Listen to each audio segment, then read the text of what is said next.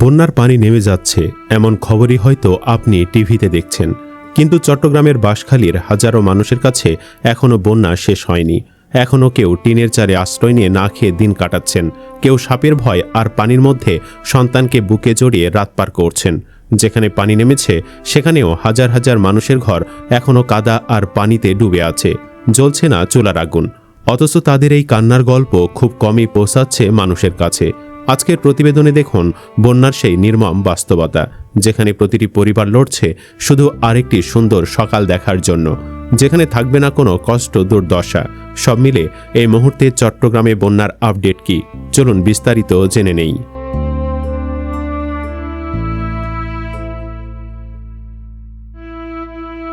চট্টগ্রামের বন্যা কবলিত এলাকায় ধীরে ধীরে পানি কমতে শুরু করলেও টানা বৃষ্টিতে বাঁশখালীর পরিস্থিতির আরও অবনতি হয়েছে।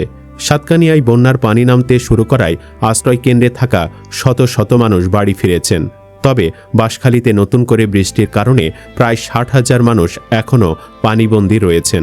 অথচ মিডিয়াতে এই কথাগুলো বলাই হচ্ছে না, শুধু খবরে দেখানো হচ্ছে বন্যার পানি নামতে শুরু করেছে। এই বিভ্রান্তিমূলক খবরের কারণে সাহায্য বঞ্চিত হচ্ছে বাঁশখালীর বাসিন্দারা।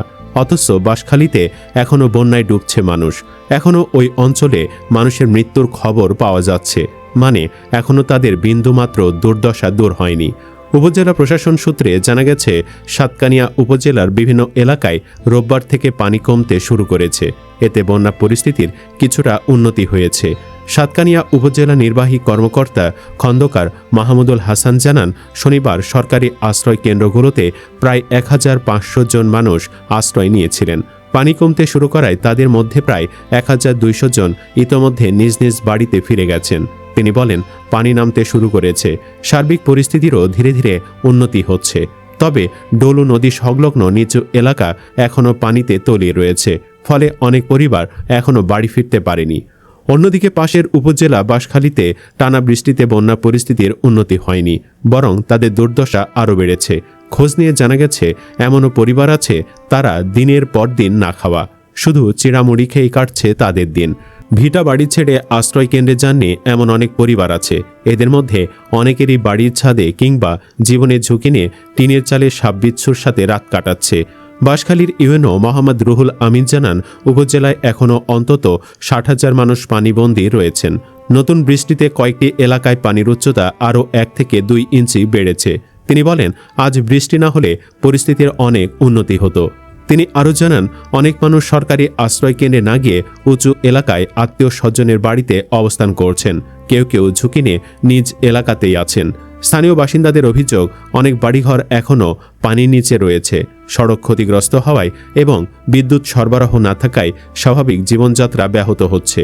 বাঁশখালীর এক মাদ্রাসার শিক্ষক লিমন বড়ুয়া বলেন, আমাদের বাড়ির আশেপাশের রাস্তা, নিচু জমি সবই পানির নিচে, আমরা ঘরেই আটকে আছি। সকালে বৃষ্টির পর থেকে পানি আরও বেড়েছে, পরিস্থিতি আগের চেয়ে খারাপ হয়েছে। প্রশাসনের পক্ষ থেকে ত্রাণ বিতরণ অব্যাহত থাকলেও অনেক দুর্গত পরিবারের অভিযোগ, এখনও তাদের এলাকায় পর্যাপ্ত ত্রাণ পৌঁছায়নি।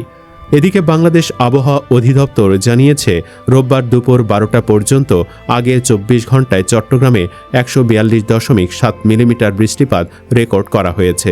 চট্টগ্রামের পতেঙ্গা আবহাওয়া অফিসের পূর্বাভাস কর্মকর্তা ইসমাইল ভুইয়া জানান, সোমবার বিকেল পর্যন্ত ভারী বৃষ্টি অব্যাহত থাকতে পারে।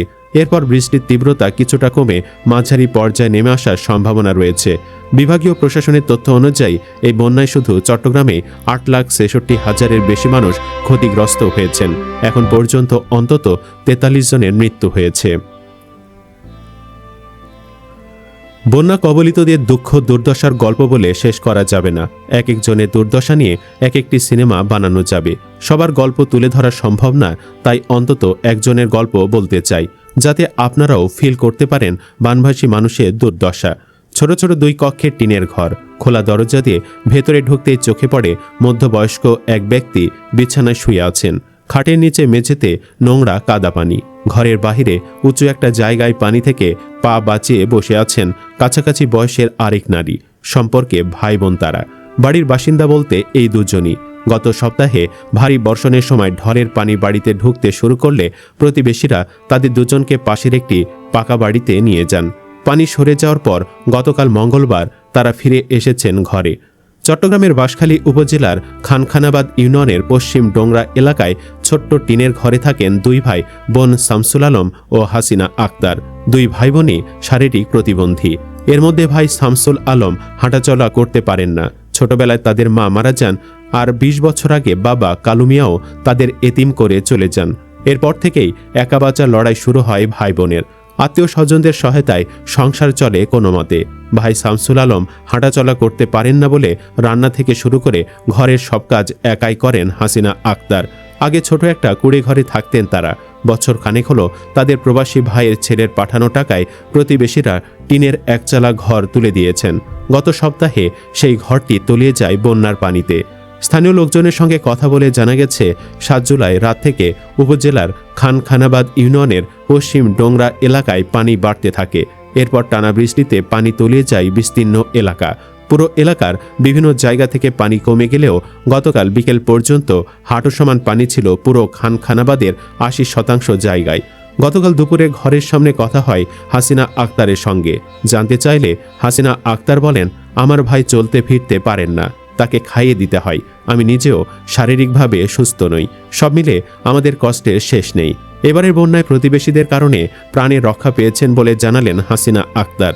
তিনি বলেন, এলাকায় পানি বাড়তে থাকলে লোকজন আমাদের প্রতিবেশীর একটি পাকা ঘরে নিয়ে যান। ভিটা থেকে পানি নেমে গেলে আবারও ঘরে এনে দেন তারা, কিন্তু ঘরে এখনও পানি। জানি না এভাবে কতদিন চলবে। ছোট ঘরটির রান্নার জায়গাটা এখনও পানিতে ভাসছে।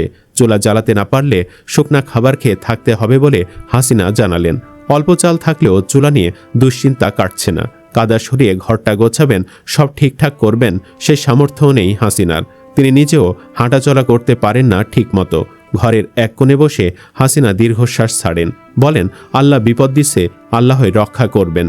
হাসিনা আক্তারের প্রতিবেশী মোহাম্মদ তাহসিন প্রায় ছুটে যান ভাই বোনের বিপদ আপদে। তিনি বলেন, ভাই বোন দুজনই প্রতিবন্ধী।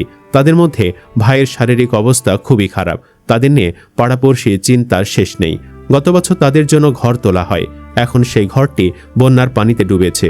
সব মিলে তারা অসহায় অবস্থায় আছেন। বন্ধুরা, চট্টগ্রাম সহ বন্যা কবলিতদের এমন লাখো লাখো গল্প রয়েছে।